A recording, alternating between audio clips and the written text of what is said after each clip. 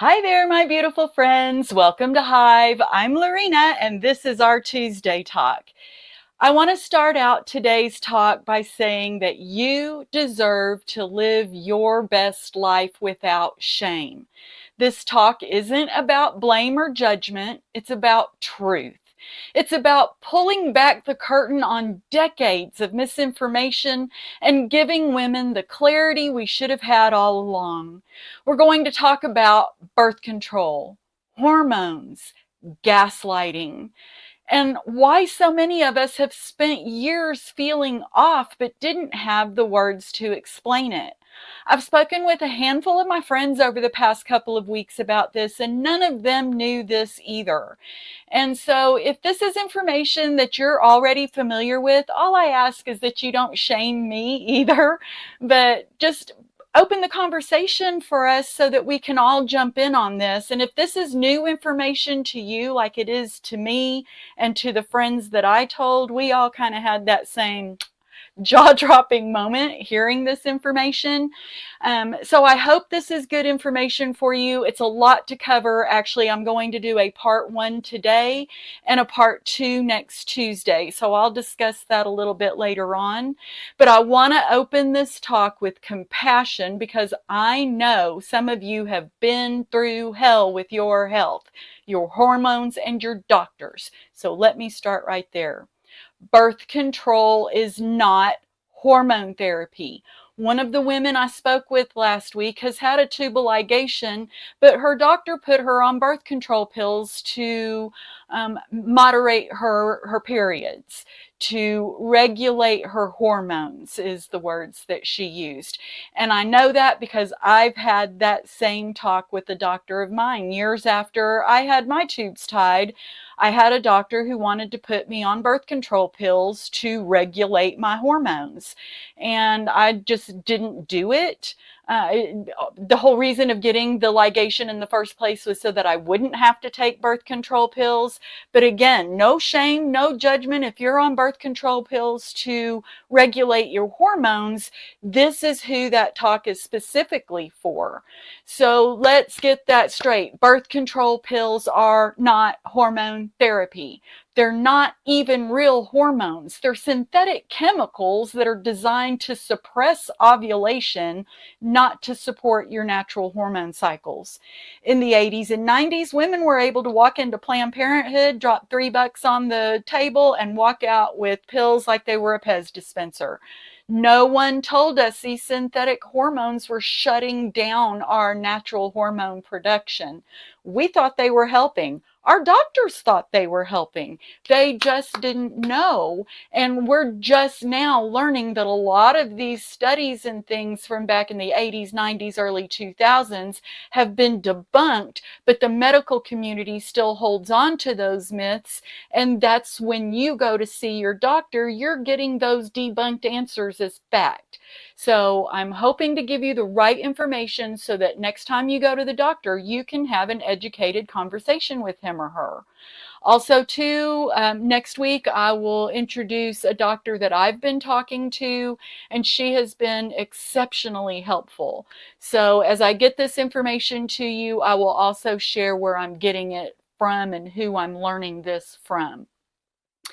But going back to chemical hormones suppressing our natural hormones, they alter our cycles, they thin our uterine lining, they change our cervical mucus and suppress the ovaries. So when we felt off, when we gained weight, lost energy, or felt anxious, we thought something was wrong with us. We didn't realize it was the pills prescribed by our doctors that were throwing everything out of balance in the first place. And now we're learning that most forms of hormonal birth control, not just the pill, can mask the signs of perimenopause, making it harder for women to recognize what's really happening in their bodies. Take Nexplanon, for example.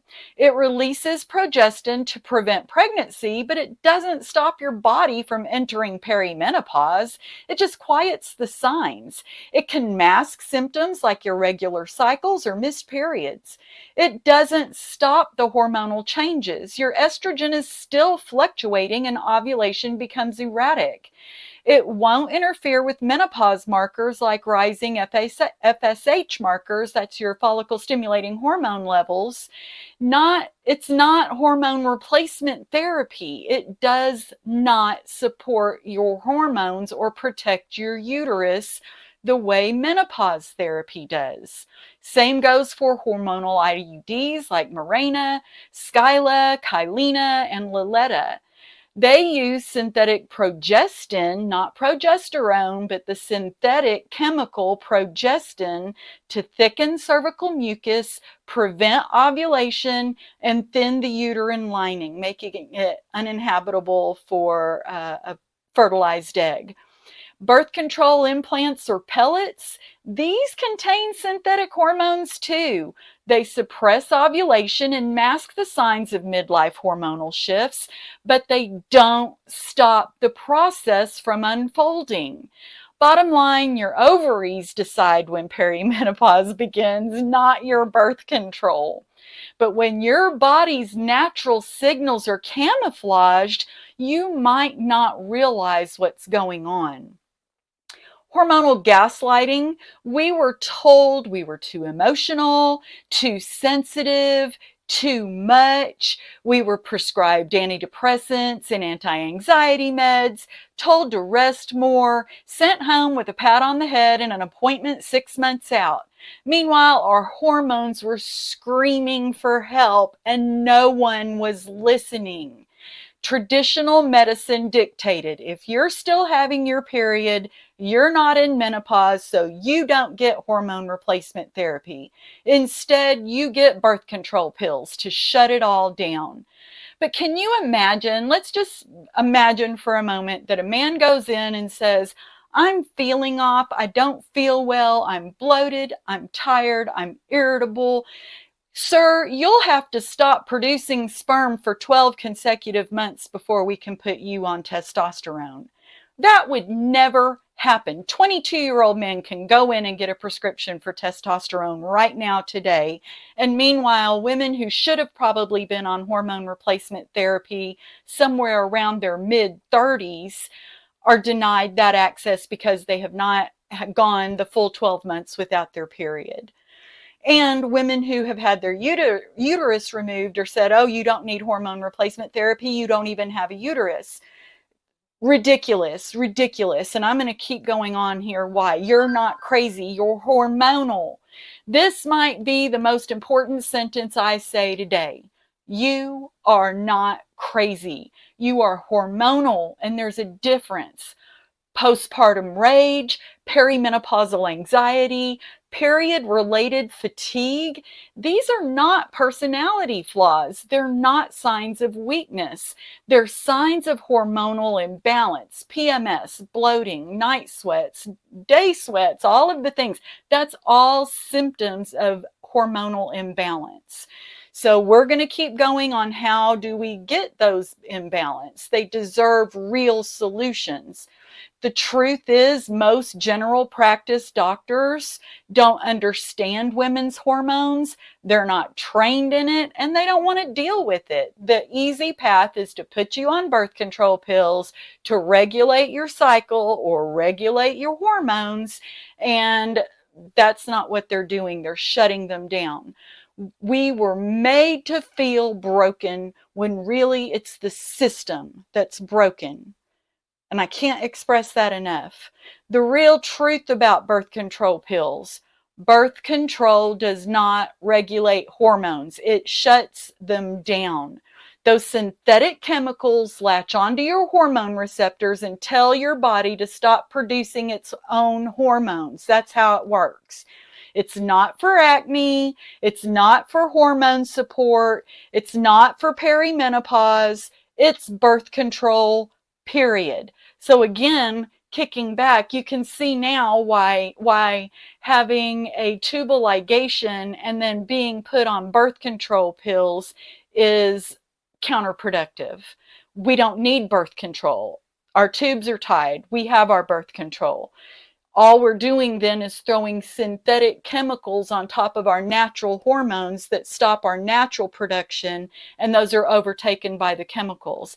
Added in, like we mentioned a couple of weeks ago, microplastics, air toxins, fragrances in your perfumes, in your toothpaste, in your soap, in your face creams, in your shampoo.